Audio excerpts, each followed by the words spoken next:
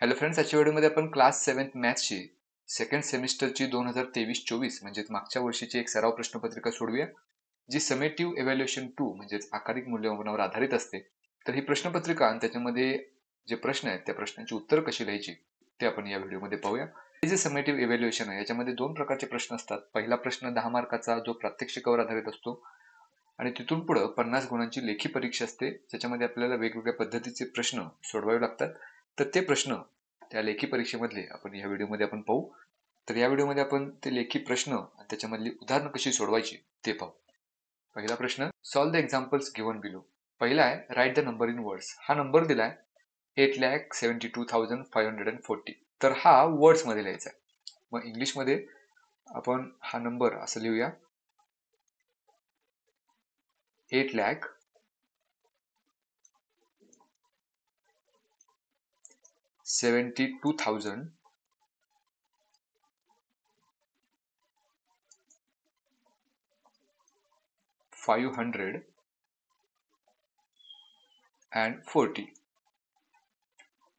म्हणजे 8,72,540 ही संख्या आपण इंग्लिशमध्ये अशी वर्ड्स मध्ये लिहू शकतो. दुसरा क्वेश्चन याच्या एक्झॅक्ट अपोजिट आहे, म्हणजे वर्ड्स मध्ये नंबर दिलाय 5,27,252. तर तो आपल्याला अंकात लिहायचा आहे. तो आपण अंकात असा लिहू शकतो, 5 लाख दिलाय, सो 5,27,252. तर हा या पद्धतीने आपण अंकात नंबर लिहू शकतो. Next question, write the number in expanded form. हा नंबर एक्सपांडेड फॉर्म मध्ये लिहायचा आहे. मग एक्सपांडेड फॉर्म मध्ये लिहिताना त्या प्रत्येक अंकाची जी स्थानिक किंमत आहे ती आपल्याला लिहावी लागते.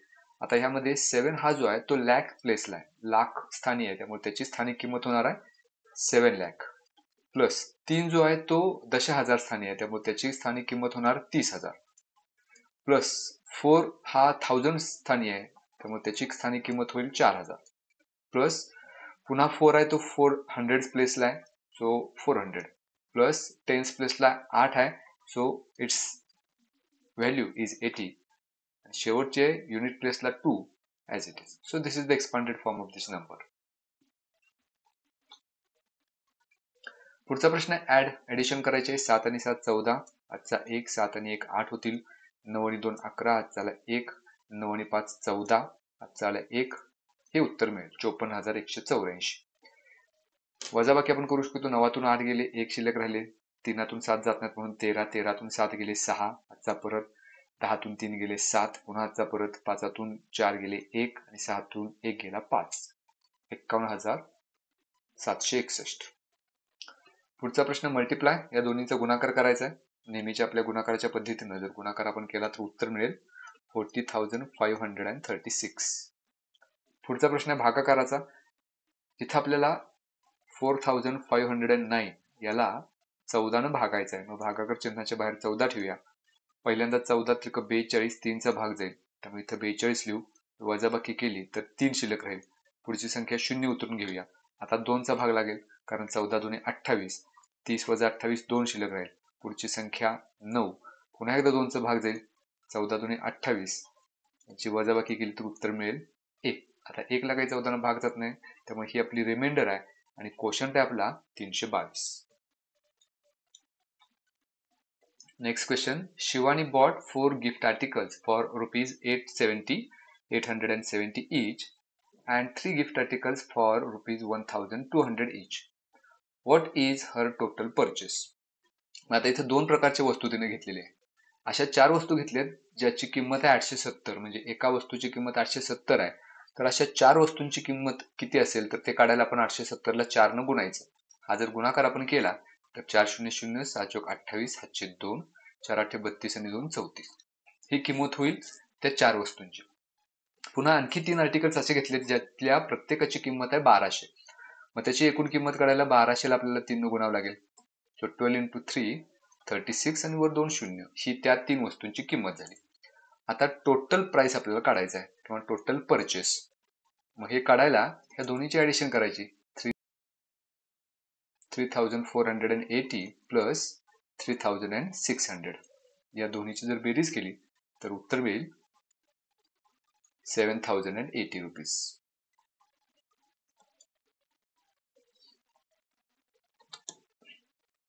पुढचा प्रश्न आहे, इन्स्ट्रक्शन फॉर ए अँड बी. त्या प्रश्नामध्ये ए आणि बी हे जे दोन सब क्वेश्चन्स आहेत ते आपल्याला सोडवायचे. त्यातला पहिला ए आहे, observe the table, find the proportion and fill in the blanks appropriately.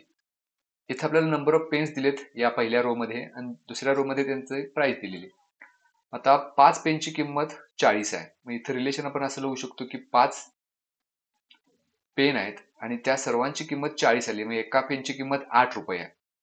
मग इथं 7 पेनची किंमत किती होतील हे काढायला या 7 ला 8 न गुणायचं, म्हणजे 7 गुणिले 8 56. त्यामुळे या शेवटच्या बॉक्समध्ये 56 येईल. त्याच पद्धतीने इथे हे दोन बॉक्स भरायचे आहेत आपल्याला. आता 16 ही किंमत असेल तर त्या 16 मध्ये 8 रुपये किंमत असलेले किती पेन मिळतील, तर 2. कारण 16 ला जर 8 न भागले तर 2 मिळतील. आणि 48 रुपये अशा पेन किती मिळतील ज्यामध्ये प्रत्येक पेनची किंमत 8 आहे. मग ते काढायला 48 ला 8 न भागायचं, 8 × 48, त्यामुळे इथे येईल 6. पुढचा क्वेश्चन नंबर 1B, त्याच पद्धतीने number of workers and number of days required to complete the work. आता हे जे एक्झाम्पल आहे ते इनव्हर्स व्हेरिएशनचं आहे. इनव्हर्स व्हेरिएशन अशासाठी की नंबर ऑफ वर्कर्स जर वाढवले तर त्यांना लागणारे दिवस जे आहेत ते कमी लागतील. म्हणजे एक व्हेरिएबल वाढत असताना दुसरं कमी होते, म्हणजे हे इनव्हर्स व्हेरिएशनचं एक्झाम्पल आहे.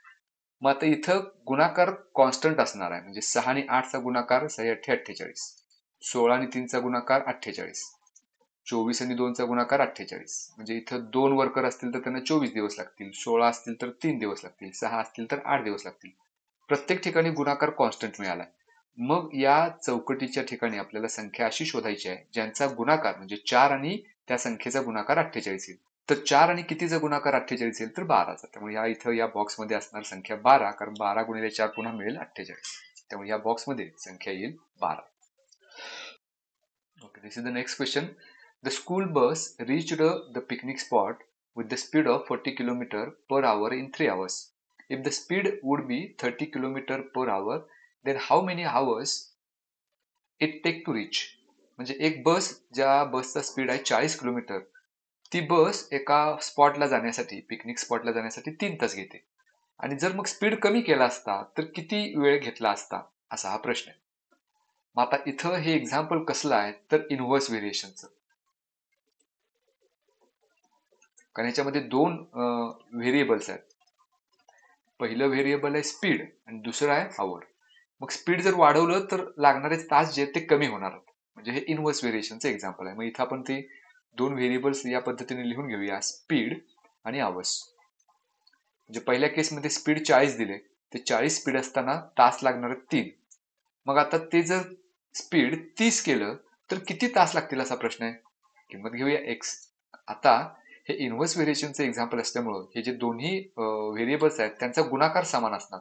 मग पहिल्या केसमध्ये 40 × 3 हा गुणाकार येईल आणि दुसऱ्या रो मध्ये 30 × x. आता हे इनव्हर्स व्हेरिएशनचं एक्झाम्पल असल्यामुळं हे दोन्ही गुणाकार समान असणार आहेत. त्यामुळे इथं मध्ये लिहूया आपण इज इक्वल टू. आता हे इक्वेशन सोडवू म्हणजे आपल्याला किंमत मिळेल. मग 40 × 3 आहे तसंच घेऊ, 30 या बाजूला घेऊया, छेदात जातील, that is equal to x. मग इथे या 0 ला 0 निघून जाईल, 3 ला 3 निघून जाईल. So 4 is equal to x, that is x is equal to 4. मग x म्हणजेच काय, जर स्पीड 30 असताना तो लागणारा वेळ आहे. म्हणजे या प्रश्नाचं उत्तर असं मिळेल की स्पीड जर 30 किलोमीटर असेल तर ती बस 4 तास वेळ घेईल. पुढचा प्रश्न, if the cost of 12 books is ₹1872, then what is the cost of 20 such books? आता इथं सुद्धा हे व्हेरिएशनचं एक्झाम्पल आहे. फक्त इथं आपल्याला व्हेरिएशन ओळखता आलं पाहिजे. मागचं जे एक्झाम्पल होतं ते इनव्हर्स व्हेरिएशनचं होतं, कारण त्याच्यामध्ये एक व्हेरिएबल वाढत असताना दुसरं कमी होते. आता इथं सुद्धा दोन व्हेरिएबल्स आहेत, एक म्हणजे कॉस्ट आणि दुसरं म्हणजे नंबर ऑफ बुक्स.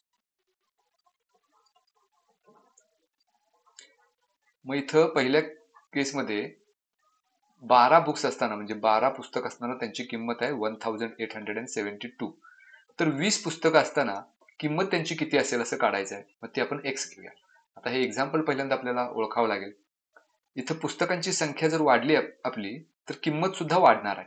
म्हणजे एक व्हेरिएबल वाढताना दुसरं वाढतंय. So this is example of direct variation. मागचं एक्झाम्पल जे होतं ते इनव्हर्स व्हेरिएशनचं होतं, त्यामुळे त्यांचा गुणाकार समान होता. जर एक्झाम्पल डायरेक्ट व्हेरिएशनचं असेल तर त्यांचा भागाकार समान असतो. म्हणजे ही जी दोन व्हेरिएबल्स दिलेत त्यांचा भागाकार समान असणार आहे. मग पहिल्या रो मध्ये व्हेरिएबल आहे 1872 आणि त्यावेळेला नंबर ऑफ बुक्स 12, त्यामुळे ह्या दोन्हींचा भागाकार करायचा. आणि दुसऱ्या रो मध्ये x डिवायडेड बाय 20 आणि हे डायरेक्ट व्हेरिएशनचं एक्झाम्पल असल्यामुळे हा भागाकार असणार आहे समान दॅट इज इक्वल टू. त्यामुळे हे दोन्ही आपण इक्वेशन सोडवूया.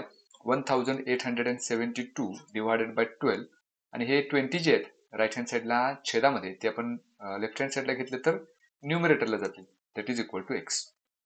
मग इथं 4 न भाग जाईल 4 त्रिक 12 आणि इथं 4 पंचे 20 पुन्हा 3 न 1872 ला भाग घालू 3 सका 18 7 ला भाग झाल्यावर 3 दुने 6 एक शिल्लक राहील 12 होतील जोग 12. सो 624 इंटू 5 हा जर गुणाकार आपण केला तर उत्तर येईल 3120 that is equal to x.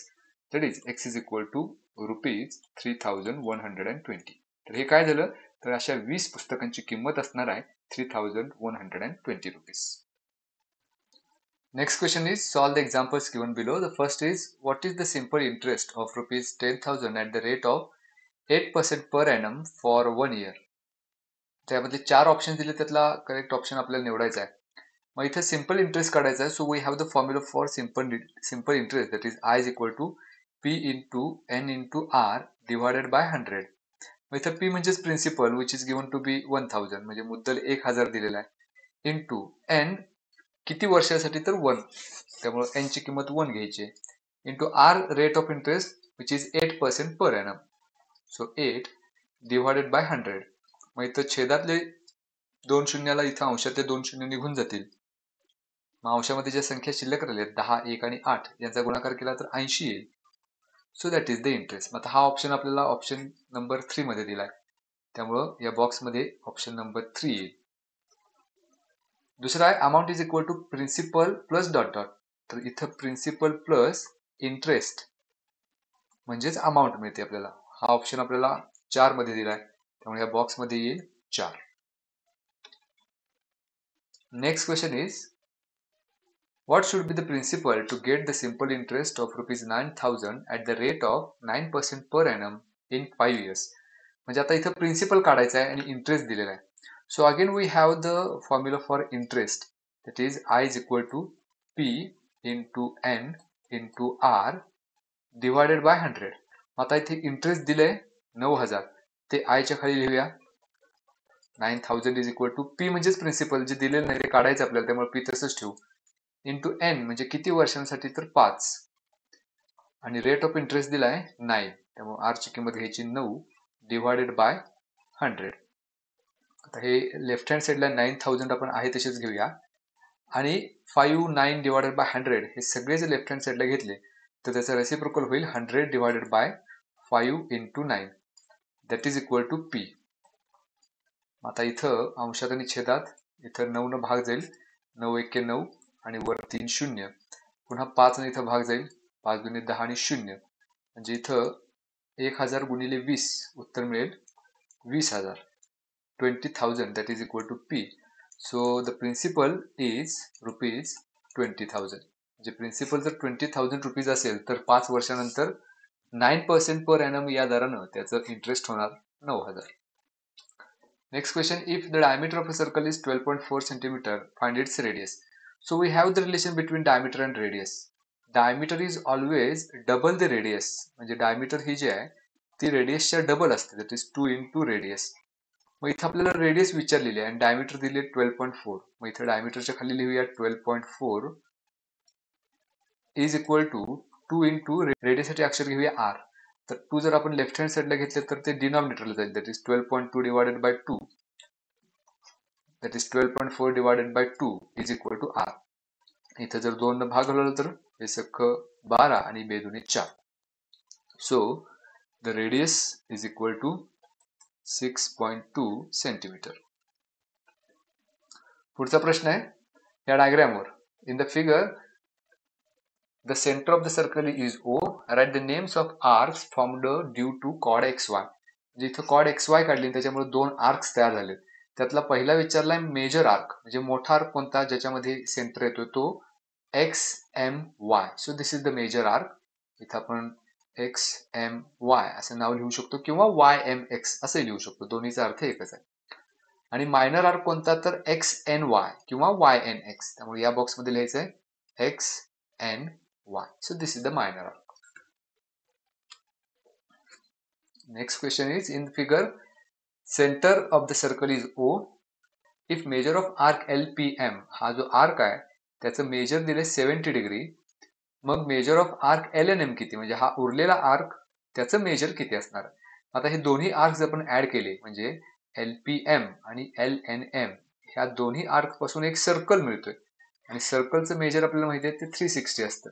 त्याच्यामुळं ह्या दोन्ही आर्क्सची जर आपण ऍडिशन केली या दोन्ही आर्क्सच्या मेजर्सची, that is measure of arc LPM plus major of arc LNM is equal to 360 degree.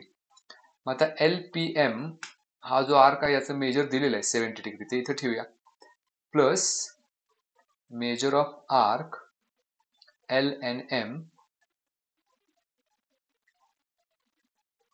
Major of arc LNM is equal to 360 degree. मग आता इथे मेजर ऑफ आर्क LNM काढायचं आपल्याला, is equal to 360 degree plus 70 जर right hand साईडला घेतलं तर -70 degree होईल. That is measure of arc LNM is equal to 360 minus 70, it is 290 degree. So this is the measure of arc LNM. तर हे एवढं आपल्याला सोडवावं लागेल हा प्रश्न 2 मार्काचा असल्यामुळे. Next question is, if the side of the square shaped ground is 45 metre, find its area. आता याच्यामध्ये जे ग्राउंड आहे ते स्क्वेअर शेप्ड आहे, म्हणजे इथं आपल्याला फॉर्म्युला वापरावा लागेल एरिया ऑफ स्क्वेअरचा. So area of square is equal to, the formula is side square, म्हणजे त्या स्क्वेअरची जी साइड असेल त्याचा स्क्वेअर. मग त्याची साइड आपल्याला 45 दिलेली आहे, त्याचा स्क्वेअर करायचा. So square of 45 is 2025. आता इथं एक सोपी पद्धत आपण वापरू शकतो. जर अशा एखाद्या संख्येचा आपल्याला स्क्वेअर करायचा असेल ज्याच्या एकक स्थानी 5 असेल तर या 5चा स्क्वेअर करायचा 25 आणि उरलेली संख्या 4 आहे तर 4च्या पुढचा नैसर्गिक अंक घ्यायचा 5 आणि याचा गुणाकार करायचा 20, ती संख्या त्याच्या पुढे लिहायची. त्यामुळे 45चा स्क्वेअर 2025 होईल. तर या पद्धतीने सुद्धा आपण सोपी ट्रिक वापरून अशा संख्यांचा स्क्वेअर करू शकतो. फक्त तिथं एकच अट आहे की त्याच्यामध्ये जो एकक स्थानाचा अंक आहे तो 5 पाहिजे, तरच ही पद्धत तिथं आपण वापरू शकतो. This is the next question. Rectangular shaped garden 200 meter long and 150 meter broad. There is a 5 meter broad track inside the garden as shown in figure. Find the area of the track. हा जो track आहे सगळा त्या ट्रॅकचा area काढायचा आहे. आता ह्या ट्रॅकचा area जर काढायचा असेल तर ह्याच्यामध्ये 2 आपल्याला रेक्टँगल दिसतात. एक म्हणजे बाहेरचा मोठा रेक्टँगल ABCD आणि आतमधला लहान रेक्टँगल EFGH. आता ह्यामध्ये आपण असं करू शकतो की ह्या पूर्ण ट्रॅकचा एरिया म्हणजे प्रत्येक वेळेला ही स्ट्रीप नंतर ही स्ट्रीप यांचा एरिया काढून मग सगळ्यांची बेरीज करण्यापेक्षा हा जो मोठा रेक्टँगल आहे ABCD त्याच्यातून लहान रेक्टँगल वजा केला किंवा मोठ्या रेक्टँगलच्या एरियातून लहान रेक्टँगलचा एरिया वजा केला तर हा रोडच मिळणार आहे. आपण तसंच करूया. एरिया ऑफ ट्रॅक काढण्यासाठी आपण इथं एक सोपा फॉर्म्युला वापरू शकतो, एरिया ऑफ द ट्रॅक. तर त्याच्यासाठी हा जो बाहेरचा क्वाड्रिलॅटरल आहे एरिया ऑफ क्वाड्रिलॅटरल ABCD, तर त्याच्या एरियातून आतमधला जो लहान क्वाड्रिलॅटरल आहे एरिया ऑफ क्वाड्रिलॅटरल EFGH वजा करायचा. आता हा एरिया ऑफ क्वाड्रिलॅटरल ABCD म्हणजे तो रेक्टँगल आहे ज्याची लेंथ आहे 200 आणि ब्रेड्थ आहे 150. ह्या दोन्हीचा गुणाकार करायचा 200 into 150 because area of rectangle formula is length into breadth. हा झाला एरिया ABCD या रेक्टँगलचा मायनस. तर दुसरा जो रेक्टँगल आहे EFGH त्याच्या मात्र डायमेन्शन आपल्याला दिलेले नाहीत, म्हणजे लांबी आणि रुंदी दिलेली नाही, पण ते आपण काढू शकतो कारण ही AB जी साइड आहे ती 200 आहे आणि EF साइड काढायला या 200 मधून हा जो विड्थ आहे या रोडची ती या बाजूला 5 मीटर आहे या बाजूला 5 मीटर आहे, म्हणजे एकूण 10 मीटर वजा करावं लागतील AB मधून, म्हणजे त्याची लेंथ होईल 190 इंटू. आता ह्या EFGH ची ही जर ब्रेड्थ काढायची असेल तर ही ब्रेड्थ काढण्यासाठी सुद्धा बाहेरचा जो रेक्टँगल आहे त्याची जी ब्रेड्थ आहे त्याच्यामधून पुन्हा 10 वजा करायचे कारण दोन्ही बाजूला 5-5 मीटरचा रोड आहे, म्हणजे 150 मायनस 10 उत्तर येईल 140. तर ही झाली त्याची ब्रेड्थ. आता ह्या दोन्हीचा गुणाकार करायचा 200 गुणिले 150 15 इंटू 2 30 आणि त्याच्यावर हे 3 शून्य मायनस 19 इंटू 14 1976 5 7 19 आणि 7 26 आणि त्याच्यावर 2 शून्य. तर ह्या दोन्हीची वजाबाकी करायची, उत्तर मिळेल आपल्याला. उत्तर येईल 3400 आणि हा मीटर मध्ये दिले हे सगळ्या डायमेन्शन्स, त्यामुळे याचं युनिट असणार आहे मीटर स्क्वेअर. त्यामुळे हा जो रस्ता आहे त्या रस्त्याचा एरिया असणार आहे किंवा त्या ट्रॅकचा एरिया असणार आहे 3400 square meter. Next question is a cuboidal wooden box has a length of 1.2 meter, breadth of 1 meter and height 0.5 meter. Find its total surface area. आता हा जो बॉक्स दिलाय तो क्युबॉइडल दिलाय, याचा अर्थ आपल्याला इथं फॉर्म्युला वापरायचा आहे surface area, that is the total surface area of cuboid. मग तो फॉर्म्युला आपल्याकडे 2 into bracket LB plus BH plus HL. इथं LB आणि H म्हणजेच लेंथ, ब्रेथ आणि हाईट ह्या बॉक्सची. So 2 into bracket L into B. आता लेंथ ह्याची दिली 1.2 तिथं ठेवूया, into breadth is 1 plus breadth into H, breadth is 1 into H is 0.5 तिथे किंमत ठेवूया, प्लस हाईट दिलेली 0.5 इंटू लेंथ इज 1.2.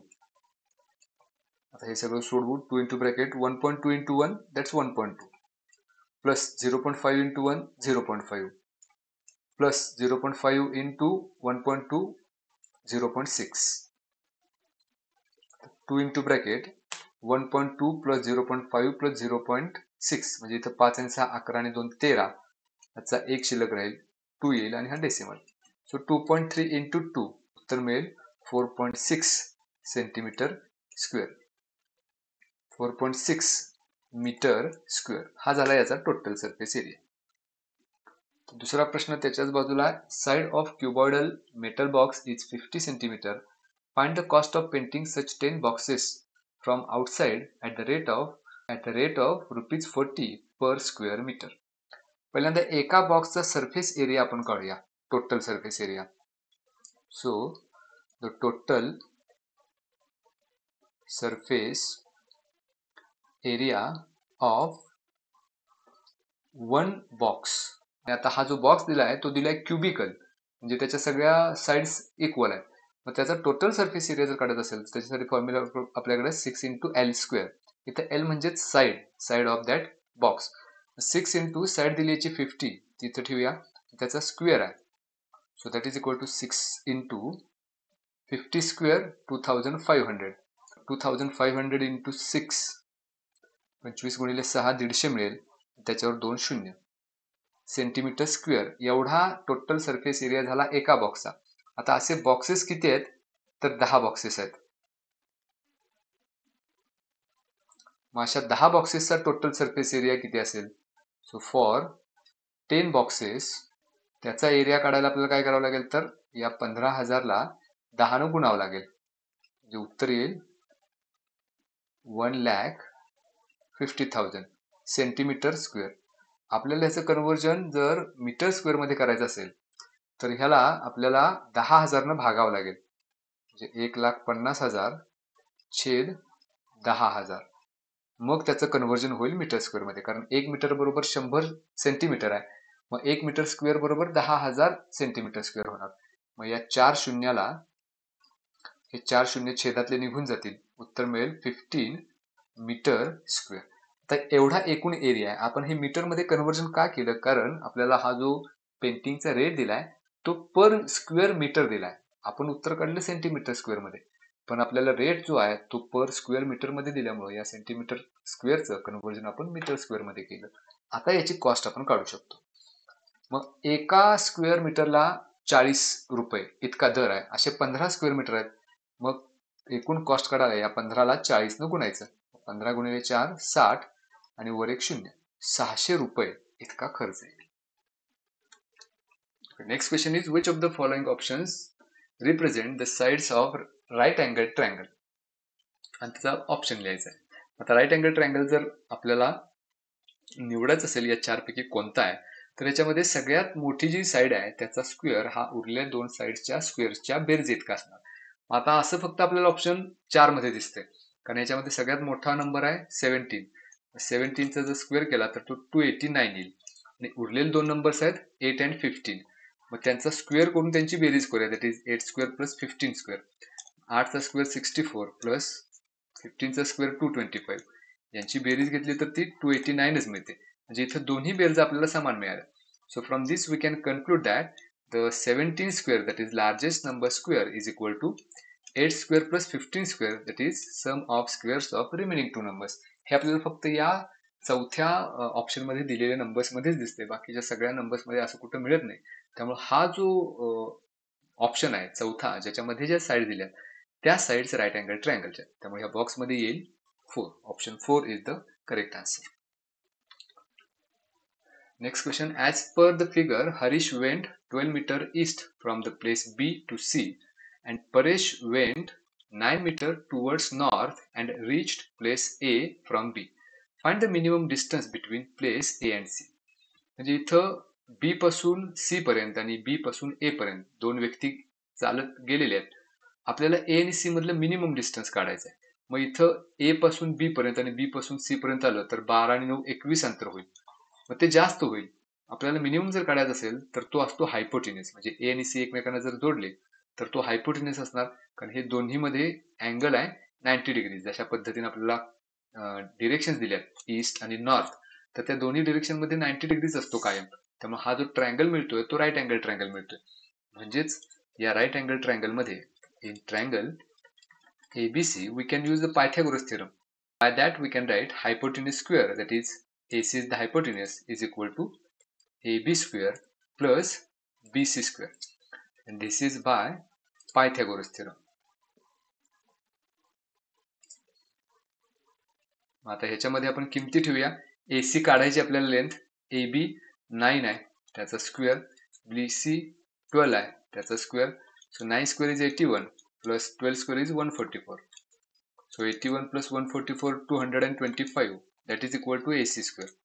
पण आपल्याला AC काढायचं आहे त्यामुळे दोन्ही बाजूचं स्क्वेअर रूट घेऊया. AC स्क्वेअरचं स्क्वेअर रूट AC मिळेल आणि 225चं स्क्वेअर रूट मिळेल 15 मीटर.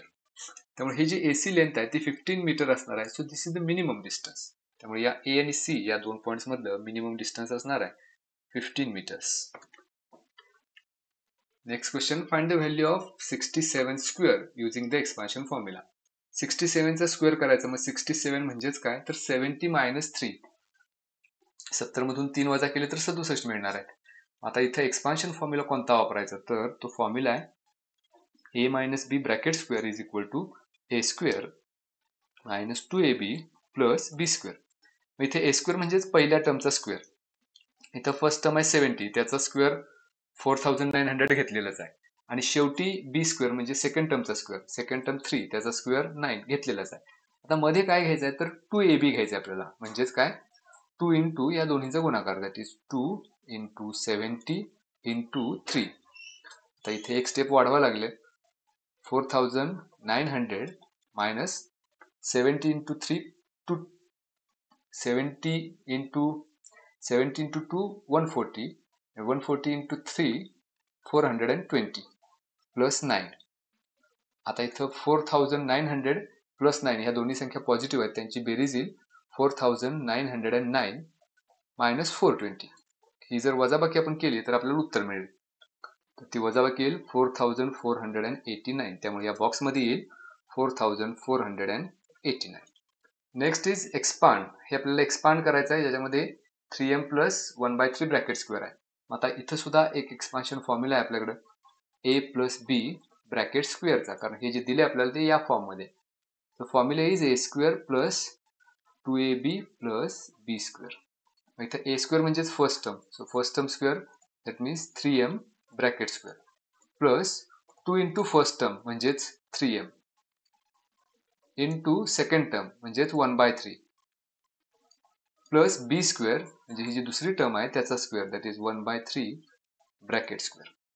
आता इथं 3m चा स्क्वेअर करायचा आहे, म्हणजे 3 चा स्क्वेअर 9 आणि m स्क्वेअर प्लस हे 3 ला 3 निघून जाईल m इंटू 2 2m प्लस 1/3 चा स्क्वेअर 1/9 मिळेल. So this is the expansion. Next is the length of rectangle is 2x plus 5 meter and breadth is 2x minus 5 meter. Find its area. आता ही activity दिली आपल्याला. We are given area of rectangle. The formula is length into breadth. आता ह्याच्यामध्ये length 2x plus 5 दिली, bread दिली आहे 2x minus 5, त्यामुळे या दुसऱ्या ब्रॅकेटमध्ये 2x minus 5 लिहायचं. आता या दोन्हीचा एरिया किती असेल, मग हे आता गुणत बसायची गरज नाही. आपल्याकडे एक एक्सपान्शन फॉर्म्युला आणखी एक आहे. a square minus b square is equal to a plus b into a minus b. म्हणजे दोन टर्म्सची पहिल्यांदा ऍडिशन आणि नंतर सबट्रॅक्शन असं जर असेल तर त्या दोन टर्म्स आपण a square minus b square या फॉर्म मध्ये लिहू शकतो. आता इथं हे जे आपण लिहिलंय तिथं 2x plus 5 म्हणजे 2x आणि 5 ची एकदा बेरीज आहे आणि दुसऱ्यांदा वजाबाकी आहे. म्हणजे इथं एक्सपान्शन फॉर्म्युलानुसार आपल्याला असं लिहिता येईल, फर्स्ट टर्मचा स्क्वेअर म्हणजे 2x चा square minus second term square that is 5 square. मग इथं आणखी एक स्टेप जर आपण वाढवली, 2x चा स्क्वेअर म्हणजेच काय 4x square minus 5 square is 25 square meter. So this is the area of that rectangle. Next question is, each of 30 students obtained following marks out of 10. Prepare a frequency distribution table. Frequency distribution table तयार करायचं आपल्याला, ज्याच्यामध्ये हे सगळे दिलेत marks. त्यामुळे हे marks आपण या बाजूला लिहून घेऊ. पहिला कॉलम मार्क्सचा होईल. मग आता त्याच्या पुढे टॅली मार्क्स पण करावे लागतील आपल्याला. तर पुढचा कॉलम असेल आपला टॅली मार्क्स आणि त्याच्या पुढचा कॉलम फ्रिक्वेन्सी. म्हणजे मग आपला तयार होईल फ्रिक्वेन्सी डिस्ट्रीब्युशन टेबल. आता हे मार्क्स एकाखाली एक लिहिताना हा सगळा डेटा जर आपण पाहिला तर ह्यामधला मिनिमम मार्क आपल्याला 4 दिसतात. त्यामुळे सुरुवात 4 पासून करायची. त्याच्यानंतर 5 मार्क आहेत, 6 आहेत, 7 आहेत, 8 आहेत आणि 9 आहेत. 10 कुणाला नाही, त्यामुळे एवढेच मार्क्स घ्यायचे. आता एक एक टॅली मार्क करत जाऊया. पहिला नंबर 6 आहे, मग 6 वर ही तिरपी रेष मारायची आणि 6च्या पुढे एक टॅली मार्क करायचा. त्यानंतर 8 त्याच्या पुढे एक टॅली मार्क, 7 त्याच्या पुढे एक टॅली मार्क, 5 त्यापुढे एक टॅली मार्क, 7 त्यापुढे आणखी एक टॅली मार्क, 4 पुन्हा टॅली मार्क, 9 त्याच्या पुढे टॅली मार्क, 6 असे एक एक एक एक टॅली मार्क्स आपण करत जाऊया.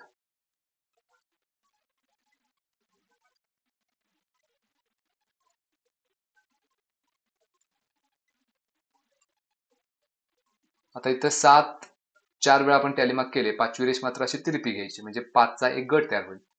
पुन्हा 9 पुन्हा 4 5 8 5 5 9 7 6 5 9 4 5 8 5. आता इथे 4 मार्क्स असणारे 4 स्टुडंट्स एकूण, कारण 4 टॅली मार्क इथे झाले म्हणजे फ्रिक्वेन्सी त्याची येईल 4. 5 मार्क असणारे हे 5 आणि 2 7. 6 मार्क असणारे 4, 7 मार्क असणारे 6, 8 मार्क असणारे 4 आणि 9 मार्क असणारे 5. आता हे सगळं बरोबर आहे का हे कसं ठरवायचं, तर ह्या सगळ्यांची जी टोटल आहे ते एकूण जेवढे नंबर दिले तेवढे पाहिजेत, म्हणजे 30. ते बघूया. 7 आणि 4 11, 11 आणि 10 21, 21 आणि 9 30. हे टोटल 30 आली, याचा अर्थ आपण हे केलेलं फ्रिक्वेन्सी डिस्ट्रीब्युशन टेबल बरोबर. And the next question is, Yogesh daily covers the following distance by bicycle. Find the average distance covered by him. म्हणजे तो योगेश या 8 दिवसामध्ये एवढे डिस्टन्स कव्हर केलेत त्याने सायकलनं. 15 किलोमीटर, 12 किलोमीटर, 10 किलोमीटर या पद्धतीने. एकूण 8 संख्येत म्हणजे 8 दिवसाचं हे आपल्याला त्याचं सायकलिंग दिलेलं आहे. आपल्याला त्याचं ॲव्हरेज काढायचं आहे. मग कुठल्याही संख्यांचं ॲव्हरेज काढायचं म्हणजेच काय, तर त्या सर्व ज्या संख्या दिल्यात त्यांची बेरीज करायची. म्हणजे इथं पहिल्यांदा दिले 15 plus 12 plus 10 plus 17 plus 14 plus 10 plus 13 plus 9 आणि याला भागायचंय त्या जेवढ्या संख्या आहेत त्याने, म्हणजे एकूण संख्या 8 आहे त्यामुळे 8 न भागायचं. आता या सर्वांची पहिल्यांदा बेरीज करूया. 15 आणि 12 27 आणि 10 37, 37 आणि 17 47, 54, 54 आणि 14 68, 68 आणि 10 78, 78 आणि 13 91, 91 आणि 9 100 डिवायडेड बाय 8. मग 8 न भाग घालूया. 8 एके 8, 2 शिल्लक राहील 20 होतील, 8 दुने 16, 4 शिल्लक राहील, 4 ला भाग जात नाही म्हणून डेसिमल घ्यायचा, त्याबद्दल एक शून्य आणि 8 पंचे 40. त्यामुळे या सगळ्यांचं ॲव्हरेज येईल 12.5. आता याचं युनिट काय तर किलोमीटर, कारण हे सगळे जे डिस्टन्स आपल्याला दिले ते किलोमीटरमध्ये दिले, त्यामुळे जे ॲव्हरेज येणार आहे त्याचं युनिट सुद्धा असणार आहे किलोमीटर.